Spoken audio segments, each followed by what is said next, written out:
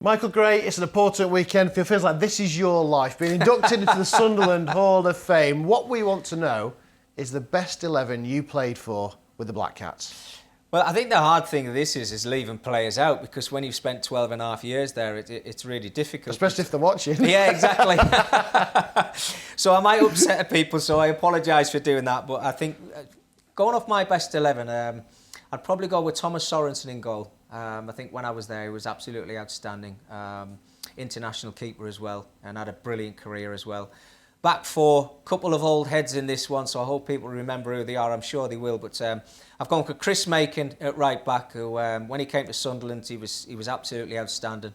Proper defender, knew his job, and he never let anybody down. But my two centre halves, Terry Butcher, who eventually became Sunderland manager, but not very long. He was probably better as a player than he was manager when he was at Sunderland. But the amount I learned of him when he was playing centre half and I was playing left back was absolutely incredible. And just to play alongside him, another old head as well, who was had an incredible career at Arsenal, was Steve Bold. Again, he came to Sunderland. Everybody thought he was finished, but he certainly had a lot to offer. And just that calm and influence, and again that experience. And what I learned from him, how to play my position, was brilliant. He made my job easier, let's be honest with you. But have I got to put myself left back? Yeah, have I? you got to push it. okay. Yeah.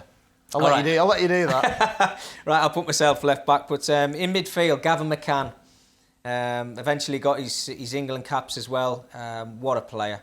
Came in as a young lad and grew over the years, but he was just outstanding. Box-to-box player, got stuck in, and I would put him up there when he played against people like Steven Gerrard, Paul Scholes. It was like he wanted to do better than them, and every single week, never let you down, but an absolutely top-class player. Somebody alongside him who would break through doors for you would be Kevin Ball. Captain he was when I was there at Sunderland. I mean, he was just our rock. Absolutely brilliant captain, probably the best captain I worked under. And then I think if I went into the forward positions, I've got to put Nicky Summerby in. If I didn't, he'd probably have something to say about it, wouldn't he? But I mean, crossing a ball was one of the best. Up there with David Beckham.